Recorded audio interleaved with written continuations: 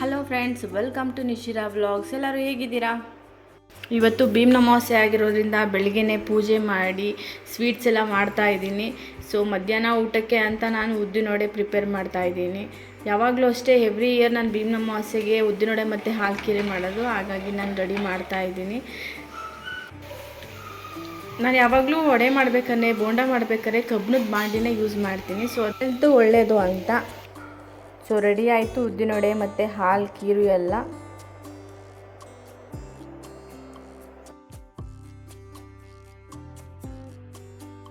ಇವತ್ತು ಅದೇ special food ನನಗೆ, ಉದ್ದಿನವಡೆ ಮತ್ತು ಹಾಲು ಖೀರು ಆ್ಯಂಡ್ ಇದ್ಕಿದ್ಬೇಳೆ ಸಾಂಬಾರು ಮಾಡಿದ್ದೆ ನಾನು. ಸೊ ಪೂಜೆ ಮಾಡಬೇಕಿತ್ತಲ್ಲ, ಈವ್ನಿಂಗ್ ಆಯಿತು. ನಾವು 4 o'clockಗೆ ಪೂಜೆ ಮಾಡಿದ್ದು.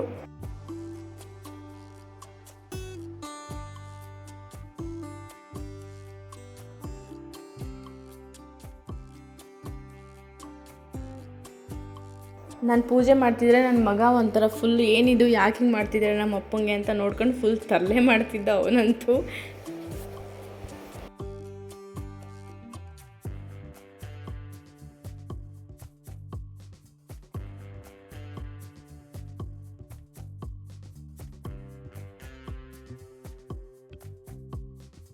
ಭೀಮ್ನ ಅಮಾವಾಸ್ಯೆ ದಿನ ಈ ಥರ ಎಲ್ಲ ಪೂಜೆ ಮಾಡೋದು ನಿಜವಾಗ್ಲೂ ಒಂಥರ ಖುಷಿ ಕೊಡುತ್ತೆ.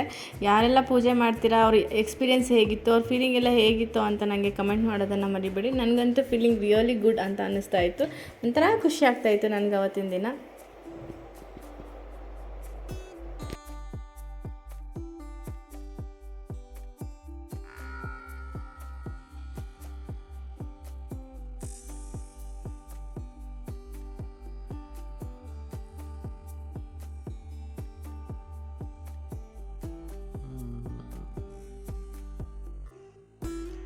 ಪೂಜೆ ಎಲ್ಲ ಮುಗಿಸ್ಕೊಂಡು ನಾವು ಮಂಡ್ಯದಲ್ಲಿ ಪಾರ್ಕಿಗೆ ಕರ್ಕೊಂಡು ಹೋಗಿದ್ವಿ. ವಿಶ್ವೇಶ್ವರಯ್ಯ ಪಾರ್ಕು ಮಂಡ್ಯದಲ್ಲೇ.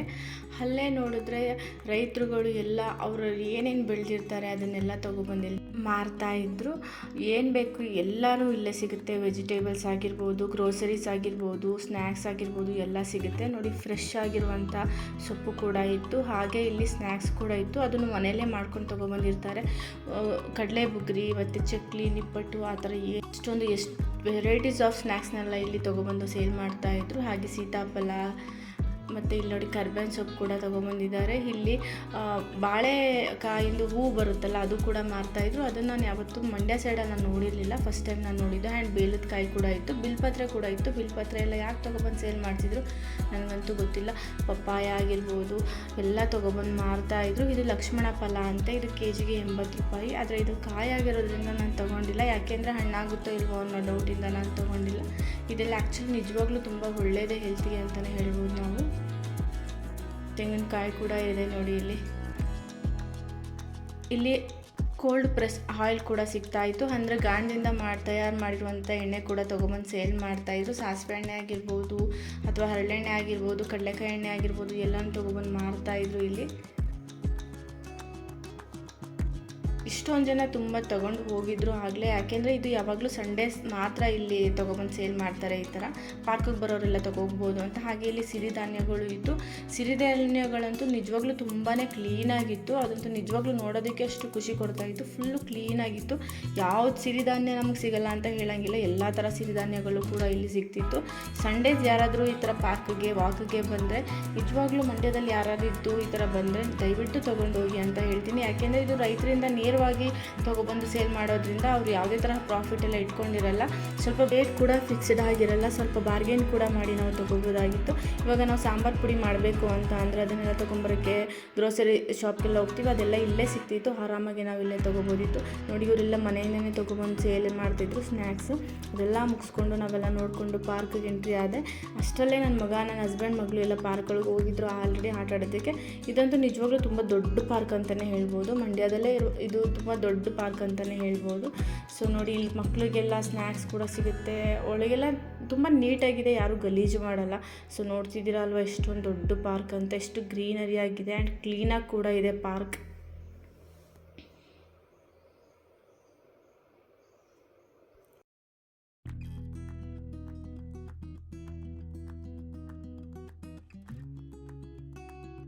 ನೋಡಿ ಎಷ್ಟೊಂದು ಗ್ರೀನರಿಯಾಗಿ ಕಾಣ್ತಿದೆ, ಫುಲ್ಲು ನೀಟಾಗಿದೆ, ಹೈಜೀನಾಗಿ ತುಂಬ ಚೆನ್ನಾಗಿ ಮೇಂಟೈನ್ ಮಾಡಿದ್ದಾರೆ ಪಾರ್ಕ್ ಅಂತಲೇ ಹೇಳ್ಬೋದು.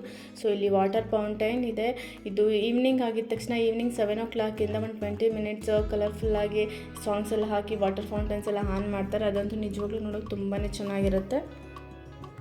ನಾನು ಚಿಕ್ಕವಳಿದ್ದಾಗ KRSಗೆ ಹೋಗಿದ್ದೆ ಒಂದ್ಸಲ, ಆವಾಗ ಮಾತ್ರ ನಾನು ವಾಟರ್ ಫೌಂಟೈನ್ ನೋಡಿದ್ದೆ. ಅದಾದಮೇಲೆ ಒಂದ್ಸಲ ಬೆಂಗಳೂರಲ್ಲಿ ನೋಡಿದ್ದೆ. ಅದಾದಮೇಲೆ ಇವಾಗಂತೂ ಎಲ್ಲ ಕಡೆ ಸಿಗುತ್ತೆ ಮಕ್ಕಳಿಗೆ ವಾಟರ್ ಫೌಂಟೈನ್ ನೋಡೋದಕ್ಕೆ. ಅದಂತೂ ನಿಜವಾಗ್ಲೂ ತುಂಬಾ ಖುಷಿ ಕೊಡ್ತಾ ಇರುತ್ತೆ.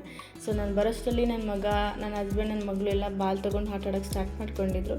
ನನ್ನ ಮಗ ಅಂತೂ ಕಣ್ಣ ಮುಚ್ಚಲ್ಲೇ ಆಟ ಆಡ್ತಿದ್ದ. ಅವನಿಗಂತೂ ಫುಲ್ ಒಡ್ಡಾಡೋದು ಅಂದರೆ ತುಂಬಾ ಖುಷಿ. ಸೊ ನೋಡಿ ಹೇಗೆಲ್ಲ ಆಟ ಆಡ್ತಿದ್ದಾನೆ ಅಂತ.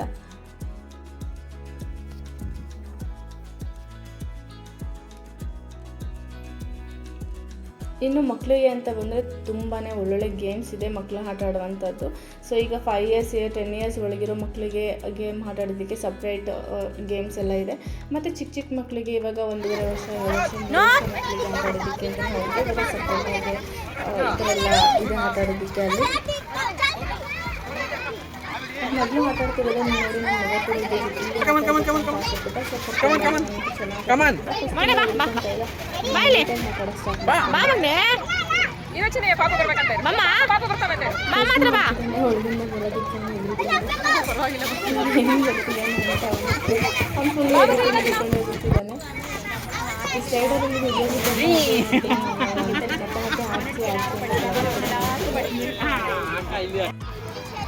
ನೋಡಿ ಚಿಕ್ಕ ಮಕ್ಕಳಿಗೆ 1.5 ವರ್ಷ 3 ವರ್ಷ ಇರುವಂಥ ಮಕ್ಕಳಿಗಳಿದ್ದಾನೆ.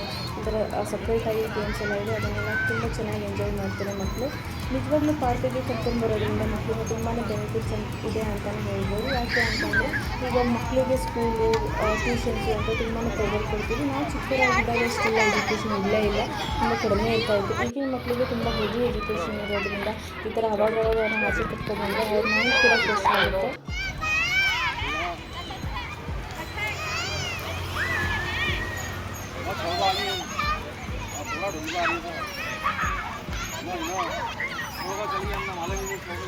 ನಮ್ಮ ಮಕ್ಕಳುಗಳು ಬೇರೆ ಮಕ್ಕಳುಗಳ ಜೊತೆ ನೀಟಾಗಿ ಮಿಂಗಲ್ ಆಗ್ತಾರೆ. ಇದರಿಂದ ಮಕ್ಕಳಿಗೆ ಭಯ ಅನ್ನೋದು ಬರಲ್ಲ. ಎಲ್ಲ ಮಕ್ಕಳ ಜೊತೆ, ದೊಡ್ಡವ್ರ ಜೊತೆ, ಚಿಕ್ಕವ್ರ ಜೊತೆ ಆರಾಮಾಗಿ ಮಿಂಗಲ್ ಆಗಿ ಎಲ್ಲ ಕಡೆ ಓಡಾಡ್ಕೊಂಡಿರ್ತಾರೆ. ಇದರಿಂದ ನಿಜವಾಗ್ಲೂ ಬೆನಿಫಿಟ್ ಅಂತಲೇ ಹೇಳ್ಬೋದು. ಸೊ ನೋಡಿ ಇಲ್ಲಿ ಯಾವುದೋ ಮಗು ಯಾವುದು ಅಂತ ನಮಗೂ ಗೊತ್ತಿಲ್ಲ. ನನ್ನ ಮಗಳು ಆಟ ಆಡ್ತಿರೋದ್ರಿಂದ ಅದು ಕೂಡ ಓಡಿ ಬಂತು. ಈ ಥರ ನೋಡಿ ಇನ್ನೂ ಒಂದು ಮಗು ಬಂದು ಜಾಯ್ನ್ ಆಯಿತು ಆಟ ಆಡೋದಕ್ಕೆ. ಸೊ ಇದೇ ಥರ ಪಾರ್ಕಿಗೆಲ್ಲ ಮಕ್ಕಳನ್ನ ಕರ್ಕೊಬಂದರೆ ಒಬ್ಬರಿಗೆ ಇನ್ನೊಬ್ಬರು ಮಕ್ಕಳುಗಳೆಲ್ಲ ಒಳ್ಳೊಳ್ಳೆ ಫ್ರೆಂಡ್ಸ್ ಆಗ್ತಾರೆ, ನೀಟಾಗಿ ಮಿಂಗಲ್ ಆಗ್ತಾರೆ, ಬ್ರೇವಾಗಿ ಮಾತಾಡೋದನ್ನು ಕಲಿತಾರೆ, ಧೈರ್ಯವಾಗಿ ಮಾತಾಡೋದು ಎಲ್ಲನೂ ನೀಟಾಗಿ ಕಲಿತಾರೆ. ಸೊ ಹಾಗಾಗಿ ನಿಜವಾಗ್ಲೂ ಪಾರ್ಕಿಗೆ ಅವಾಗವಾಗ ಫ್ರೀ ಇದಾಗೆಲ್ಲ ಕರ್ಕೊಂಡ್ಬಂದರೆ ನಿಜವಾಗ್ಲೂ ಒಳ್ಳೆ ಬೆನಿಫಿಟ್ ಇದೆ ಅಂತಲೇ ಹೇಳ್ಬೋದು.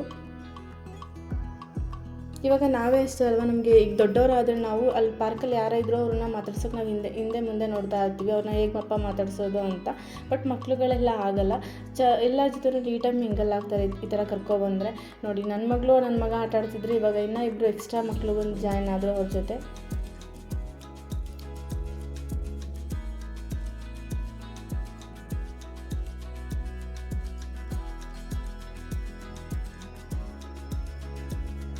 ಇದಂತೂ ಮಂಡ್ಯದಲ್ಲೇ ದೊಡ್ಡ ಪಾರ್ಕ್ ಅಂತಲೇ ಹೇಳ್ಬೋದು. ಇದು ವಿಶ್ವೇಶ್ವರಯ್ಯ ಪಾರ್ಕ್ ಮಂಡ್ಯದಲ್ಲಿ. ತುಂಬ ಜನ ಬರ್ತಾರೆ ಸಂಡೇಸ್ ಅಂತೂ. ನಿಜವಾಗ್ಲೂ ಹೆವಿ ರಶ್ ಇರುತ್ತೆ ಕೆಲವೊಂದು ಟೈಮಲ್ಲಿ. ಆ್ಯಂಡ್ ಹೈಜೀನ್ ಕೂಡ ಅಷ್ಟೇ ಚೆನ್ನಾಗಿ ಮೇಂಟೈನ್ ಮಾಡಿದ್ದಾರೆ. ನೋಡಿ ಎಲ್ಲ ಮಕ್ಕಳುಗಳು ಒಟ್ಟಿಗೆ ಸೇರಿಕೊಂಡು ಎಷ್ಟು ಚೆನ್ನಾಗಿ ಆಟ ಆಡ್ತಿದ್ದಾರೆ. ಇವರೆಲ್ಲ ಸೇರಿಕೊಂಡು 7 o'clock ಆಗೋವರೆಗೂ ಆಟ ಆಡಿದ್ದಾರೆ. ಹೋಗೋಣ ಬನ್ನಿ ಅಂದರೆ ಯಾರೋ ಬರೋಕ್ಕೆ ರೆಡಿನೇ ಇರಲಿಲ್ಲ. 7 o'clock ಆಗ್ತಿದ್ದಾಗೇ ಅಲ್ಲೇ ವಾಟರ್ ಫೌಂಟೈನ್ ಕೂಡ ಆನ್ ಆಯಿತು. ಇದಂತೂ ನಿಜವಾಗ್ಲೂ ತುಂಬಾ ಚೆನ್ನಾಗಿರುತ್ತೆ ನೋಡೋದಕ್ಕೆ. ನನ್ನ ಮಗಂಗಂತೂ ಫಸ್ಟ್ ಟೈಮ್ ಅವನು ಈ ಥರ ವಾಟರ್ ಫೌಂಟೈನ್ಸು ಈ ಥರ ಸಾಂಗ್ಸ್ ಎಲ್ಲ ನೋಡ್ತಾ ಇರೋದು. ಏನಿದು ಅಂತ ಡಿಫ್ರೆಂಟಾಗಿ ನೋಡ್ತಾ ಇದ್ದ. ನಿಜವಾಗ್ಲೂ ಎಷ್ಟೊಂದು ಜನ ಸೇರಿದ್ದಾರೆ ನೋಡಿ. ಪಾರ್ಕಲ್ಲಿ ಇದ್ದವರೆಲ್ಲ ಬಂದು ನೋಡ್ತಾ ಇದ್ದರು. ಒಂದು 20 minutes ಆನ್ ಮಾಡ್ತಾರೆ ರೆಗ್ಯುಲರಾಗಿ. ಅಂದರೆ ಯಾವಾಗಲೂ ವೀಕೆಂಡ್ಸಲ್ಲಿ ಸಂಡೇ ಮಾತ್ರ ಆನ್ ಆಗುತ್ತೆ. ಇದು 7 to 7:20 ಆನ್ ಆಗಿರುತ್ತೆ.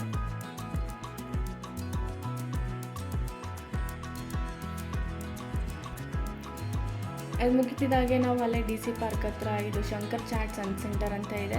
ನಿಜವಾಗ್ಲೂ ತುಂಬ ಒಳ್ಳೆ ಟೇಸ್ಟ್ ಕೊಡ್ತಾರೆ ಆ್ಯಂಡ್ ಹೆವಿ ರಶ್ ಇರುತ್ತೆ. ನಾವು ಒಂದ್ಸಲ ಆರ್ಡ್ರ್ ಮಾಡ್ತು ಅಂದರೆ ನಾವು ಅದನ್ನು ತೊಗೊಳೋಕ್ಕೇ 20 minutes ವೆಯ್ಟ್ ಮಾಡಬೇಕು. ಟೇಸ್ಟ್ ವೈಸ್ ಅಂತೂ ನಿಜವಾಗ್ಲೂ ತುಂಬಾ ಚೆನ್ನಾಗಿದೆ. ಯಾರೆಲ್ಲ ಮಂಡ್ಯದಲ್ಲಿ ಇದ್ದು ಈ ಚಾಟ್ಸ್ ಏನಾದರೂ ತಿಂದಿದ್ರೆ ಅವರು ಕಮೆಂಟ್ ಮಾಡಿ ಹೇಳಿ. ಯಾರೋ ಟೇಸ್ಟ್ ಮಾಡಿಲ್ಲ ಅಂದರೆ ಖಂಡಿತವಾಗಿ ಟೇಸ್ಟ್ ಮಾಡಿ. ಅಷ್ಟು ವೆರೈಟೀಸ್ ಆಫ್ ಚಾಟ್ಸ್ ಇದೆ ಅಂದರೆ ನಿಜವಾಗ್ಲೂ ಎಲ್ಲ ಒಂದಕ್ಕಿಂತ ಒಂದು ತುಂಬಾ ಚೆನ್ನಾಗಿದೆ ಅಂತಲೇ ಹೇಳ್ಬೋದು.